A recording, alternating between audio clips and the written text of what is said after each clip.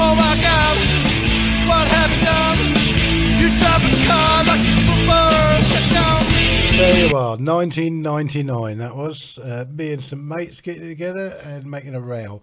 So look, we're going to be looking at hardtails today, and this is quite a common practice where guys have got a Harley, they've always fancied a hardtail.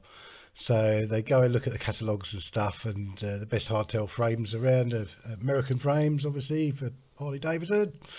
And there's plenty of firms out there that will make you a frame. But of course, it always wants modifying and messing about with. And look, this guy was pretty brave. He's a builder by trade, but he went out and bought a welder. So this is his first welding job. Now, it's ugly. It's a sort of apprentice level stuff, you know, obviously, because he's not a welder. And but I still think he did a fairly good job. He certainly got penetrated. In fact, he probably got a bit hot there when he was welding those tags on. But this thing really needed tidying up. So not only was some of it not of the thickness of the material that I would use, this is a chunky frame. Like, the Americans make a really good frame, make them really straight. And there's no reason why you can't go chunky as well, might as well. Didn't like these pins whatsoever, by the way. The pins that are holding the tank on, they're just dreadful, horrible. I want to support a tank. It's got fuel in it, splashes about all over the place. You can crack a tank if it's bolted down like that. So I'm going to be doing a small amount of modification, or a further amount of modification, and then basically going around and tidying up some of the things that this man's already done.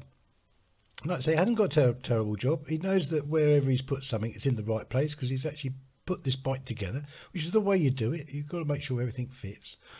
But there's some engineering problems here as well, which I'll walk you through, that you know, you've got to be careful.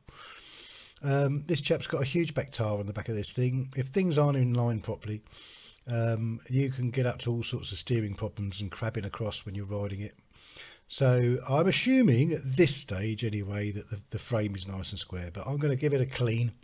I'm going to tidy this thing up. I might do a little drop test and get my measuring tools out to see if it is square, but I'm pretty confident that what the American team made here was pretty good. Their engineering is pretty good. It's chunky. So, Mr. Chunky, I went round initially, just gave it a clean up and cleaned up the welds that were already, and the brackets the other chap had already put on. And so I'm grinding back, and there's those pins again that held the tank down. So I'm still going to use those pins. I've just tidied them up and gave them a bit of a platform so they're more usable. But I'm going to cut some plates, 4 plates, nice big holes. There's 4 mounting points underneath the tank anyway. So just make sure it lines up. And that's the thing with this, it's lining it all up, it's getting everything in the right place. You don't want it wrong. You don't want to get this off to the powder coaters or off to a spray painter. And then as you put your bike together, you realise a bracket in the wrong place and you've got to grind off the new paint. You know, it's just, so it's got to be done in the right stage. So we're strapped right back here, and there's those pins again. I really put a lot more weld, tidied them out. In fact, I moved them into the right place. They've been slightly the wrong place. So I started again with them. And I plan to have 4 nice big tags. This is another area. He'd put this on and realised pretty quick, I think this is what finally disheartened him. He'd put this in the wrong place. Or yeah, it was getting tricky.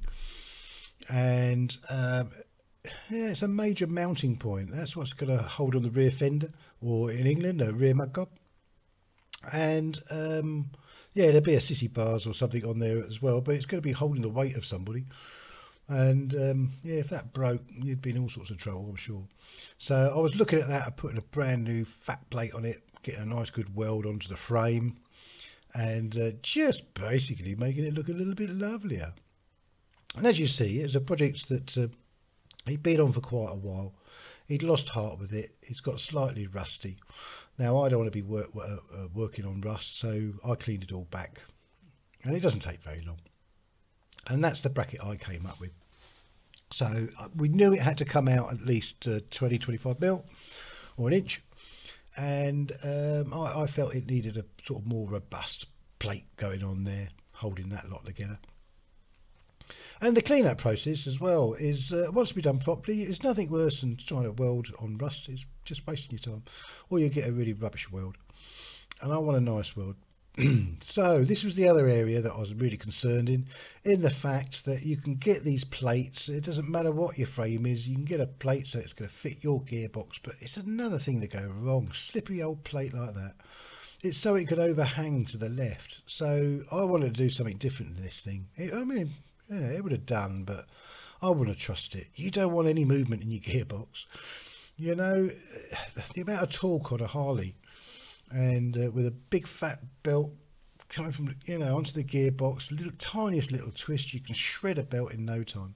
So I wanted to make, instead of having a separate plate, I wanted to extend the plate that was already there, put some fresh holes in, and do it like that. For some reason I left the volume on there. Look, hey, goodbye. So slow motion then. Yeah, you can see them 4 big tags at the top. You can see the plate at the bottom. I've added an extension on there, and now I'm looking at the plate on the back of the fender there. Strengthened that right up, really got it ready, ready for painting. I'm not sure if he's having this powder coated or painted. There's that bottom plate. I could have filled in the holes that weren't used, but I chose not to. You know, there might be a adjuster plate or something later in life, you might use them, so I left them in. And there's my 4 pegs. Now, it took a little bit of aligning to get them in the right place, but when you have got them in the right place, weld both sides. There was a good few brackets on this that only been welded one side. And if you're going to weld on a bike, why not go both sides? They're always going to be prone to break for only welding one side. You know, if you can get to the other side, why not? And I'm back to that old volume thing again. That's come back. Goodbye. So yeah, when you've sort of that's the type of thing you're looking at. I personally wouldn't own a hardtail.